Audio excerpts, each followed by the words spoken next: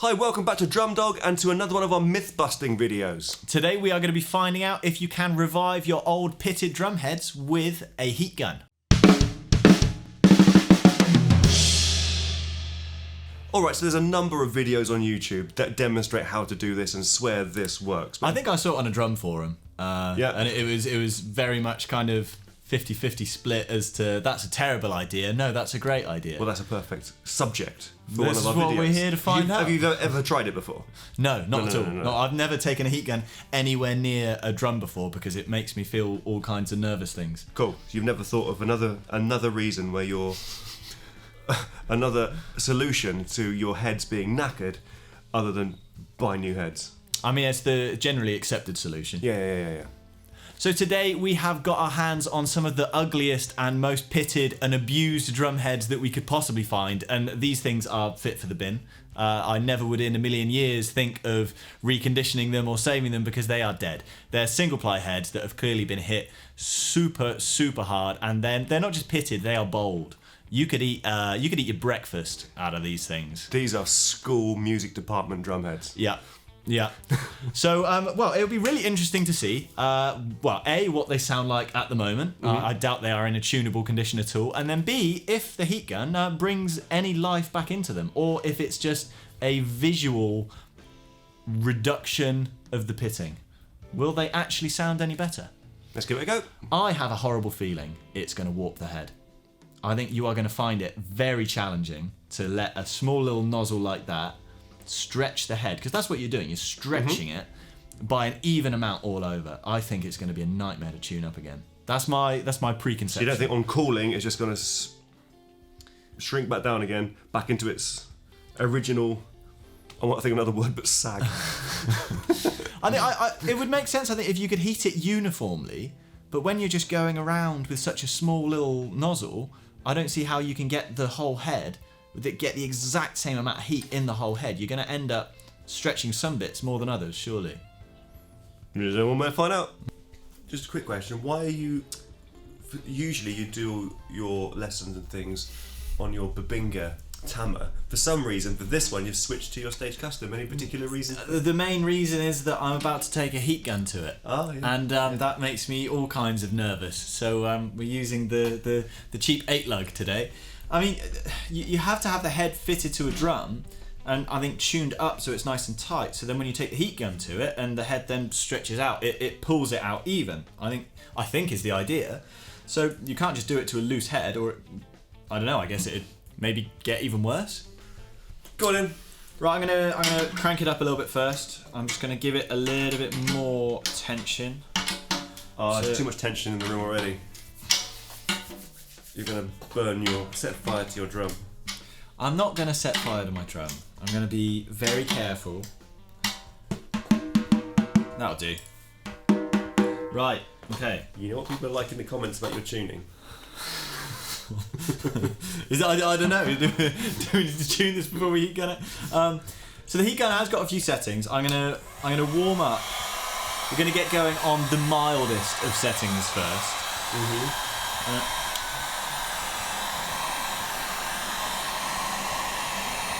I'm going to try and keep as much distance as possible. Just kind of... Oh wow, okay. Can you see that? Yeah. I'm hardly touching it.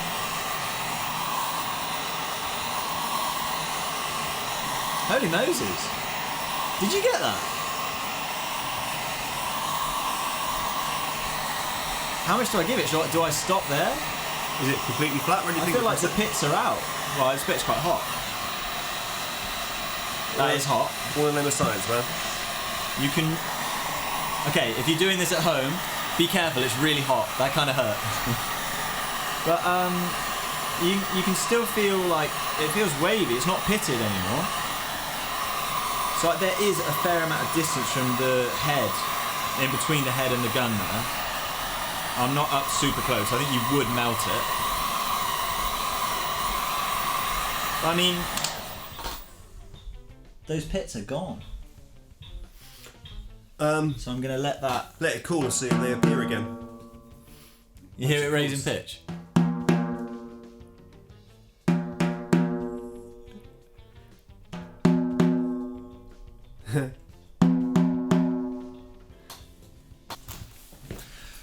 Okay, so here we have our 12-inch tom.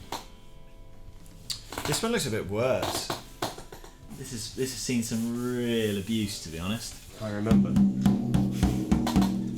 Right, I'm gonna again put a little bit more tension in him.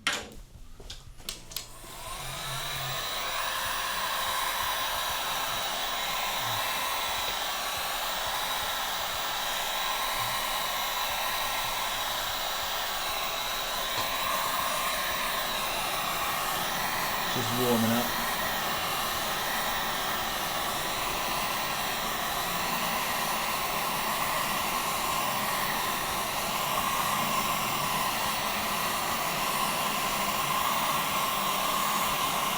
There you go. I mean, it doesn't take much. I feel like that's it. Those pits are gone, aren't they? Those pits. They're not pretty, are they? No. Right, let's give them a shot.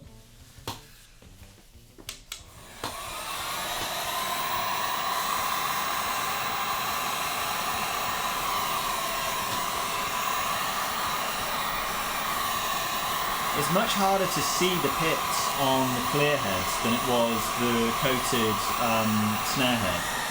You're gonna have to catch them in the right light to see where they are. And the last thing I want to do is put too much heat in it, if you know what I mean.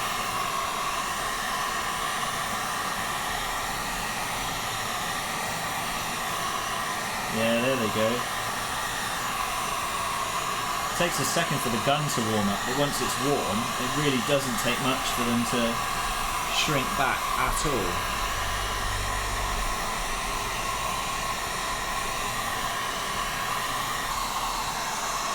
It's difficult to know where you're spending too much time.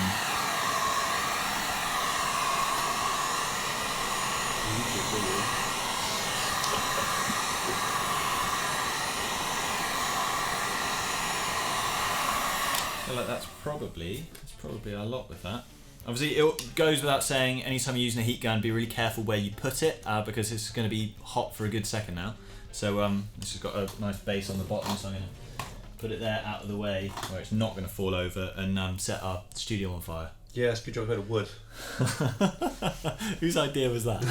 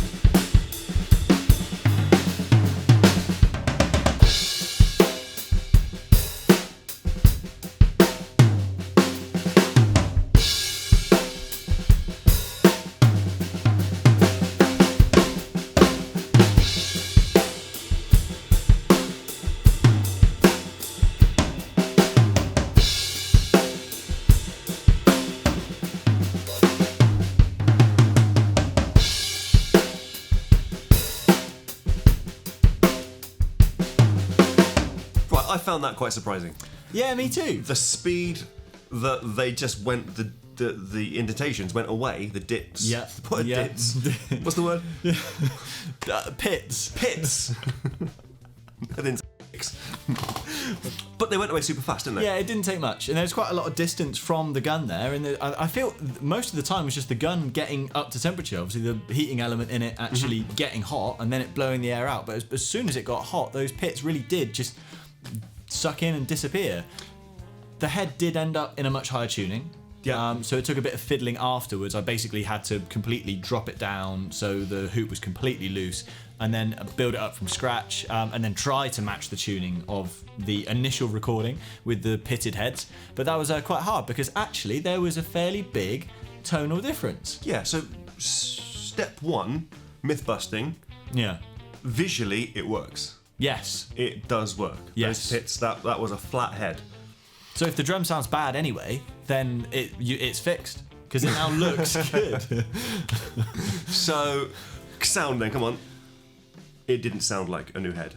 It did not sound like a brand new head, no. It didn't have that kind of fresh, and I mean, it still didn't look like a new head. The one thing I did say that we didn't catch on camera, unfortunately, is that as soon as all of that tension was off of the head, it was still bold.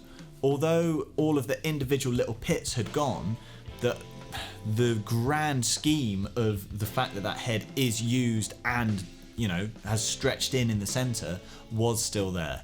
So it didn't come out like a brand new head. There was still, it sounded quite tired still, but the point is I think it sounded a lot better. It was an improvement. It was, and it was a bigger improvement than I was expecting, to be honest. Yeah, so is it, I was going to ask, is it worth it? But there's one thing that's bugging me is that we have messed around with that head. We've messed around with the materials in that head, and I think that's going to hurt the durability. Yeah, I mean, I guess we need someone out there who's done it and then gone to a gig. Do they last? Do you get an extra life out of it? Or is it a tonal trade-off? Is it sounds good instead of living on for many years to come of a poor quality life? Yeah. It went out with a bang. It went to Vegas. It had its last party and died a true and valiant death. A Viking's funeral, because you nearly set fire to it. Okay, I'm not going to be jumping to grab the heat gun on a studio session to make a head sound perfect. I'm going to be putting a new head on it. But if budget is a concern, and maybe for educational facilities, or I bet if you were running a rehearsal studio, you'd get your heat gun out, wouldn't you? Guys running rehearsal studios, cancel your head orders, buy yourself a heat gun and call it quits, unless they all break within the week. I don't know. Yeah. So there we go. I hope you found this video useful. Let us know if you have tried this before, and let us know what results you got. If you want to check out more videos like this and other sound comparisons, don't forget to subscribe to the channel, and we hope to see you again soon.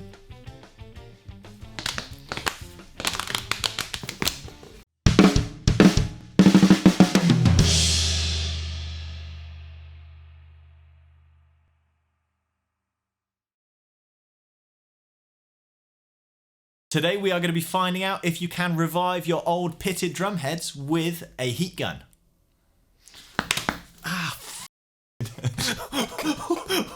Why did I do that? That really hurt. We know what the outtake's going to be at the end of this video. Didn't have to wait long for that one, did I?